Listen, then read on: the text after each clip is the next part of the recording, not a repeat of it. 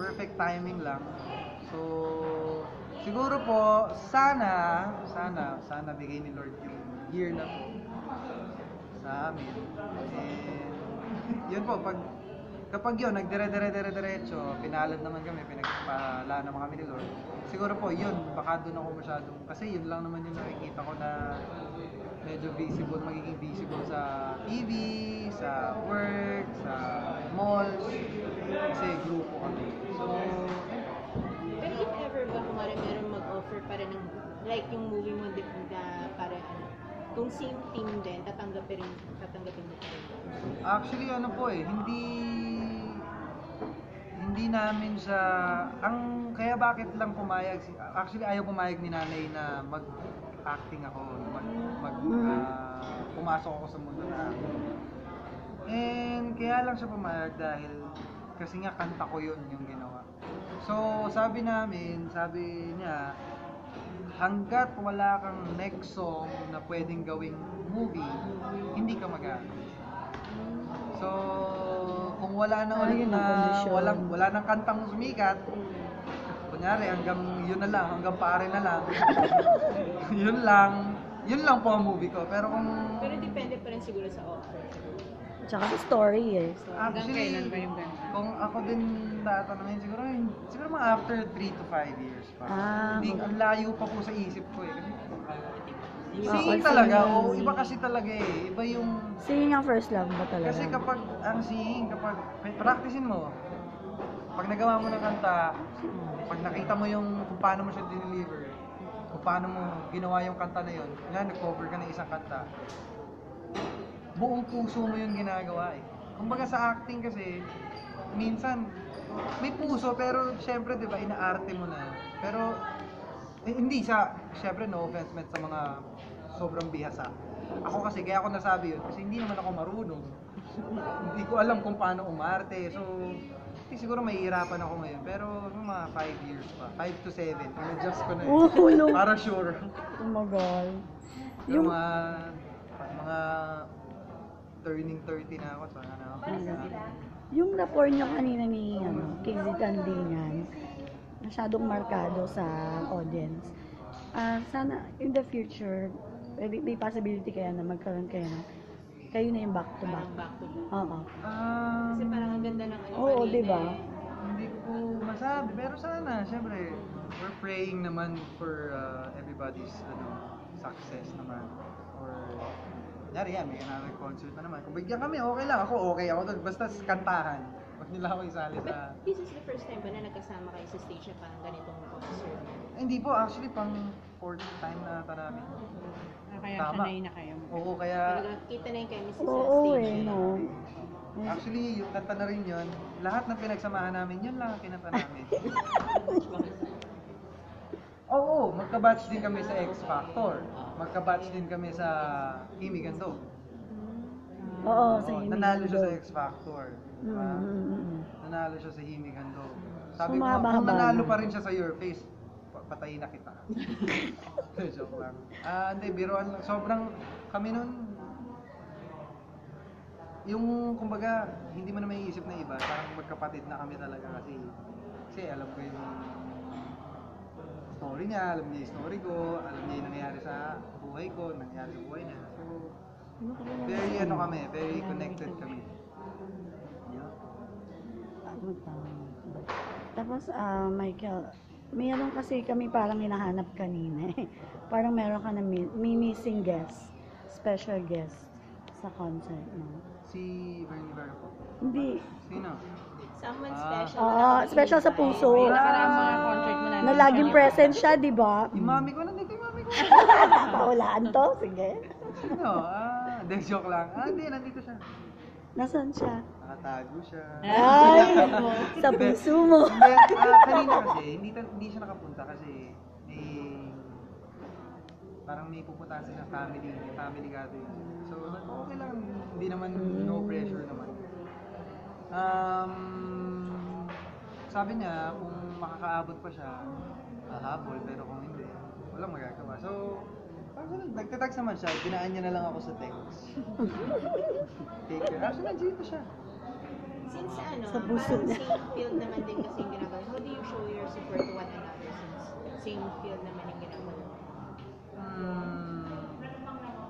Hindi ko alam kung paano masasabi yung support kasi hindi ko naman alam kung paano ba. Siguro pagdating sa career, we give advice to each other and hindi namin masyadong tinitingnan. Kunyari wala kang trabaho ngayon, kunyari sabi mo na iyaan mo na lang. Kami lagi naming inaano yung sarili namin na kahit ano nangyayari. Kasi minsan talaga wala eh. Minsan talaga may patay na month. May ghost month talaga. Oo. So, hindi naman pwedeng down na nga, kumbaga wala nang work tapos aasarin mo pa kung ano man yun. Sa pagdating naman sa mga buhay-buhay, sa mga business, sa mga decision, sa mga ginagawa namin, kaya nito, meron naman na time kami para sa isa't isa na minsan nagkikita kami before ng concert para lang kasi kunyari kagaya nito hindi nga siya nakapanood, so we find time for each other to have a quality time, magkaroon din ng mga bagets time. Pabebet. Ay! Tel, ano, paano mo pala in-spend yung Father's Day? Yung nakaraang Father's Day? Nasamba ako ng Father's Day na eh. Father's Day, nasa ano tayo? Sa Taiwan. Nasa Taiwan ako eh. Kung makalikot ka rin, minum ka ba ng droga? Nagdodroga ka ba? Hindi, paano ba? Wala, hindi ko nakasama yung baby ko. Pero after nun, may pagkakataon ba? Magulo eh. Pero okay lang, kaya naman. Mukha lang wala akong ano. Pero, di ba? Mukha lang akong masaya. Pero pagdating sa baby, konti lang. Babagsak ako. Pero wala eh, hindi mo kasi masisi. Hindi mo naman alam kung ano nangyayari. So, everyday, nagdadasal na lang ako na kung anong plano ni Lord, gawin niya na lang. Kasi ayokong tanungin siya. Minsan umaabot na ako sa kanya tinatanong, bakit ano nangyayari? Kasi hindi ko nakikita yung baby. Kaya hanggang doon na lang muna. Ayoko rin kasi actually hindi ako nakikipag-away or pero sana in Jesus name, I'm always praying that Jealous, tangan, minahal ako ni Ezekiel.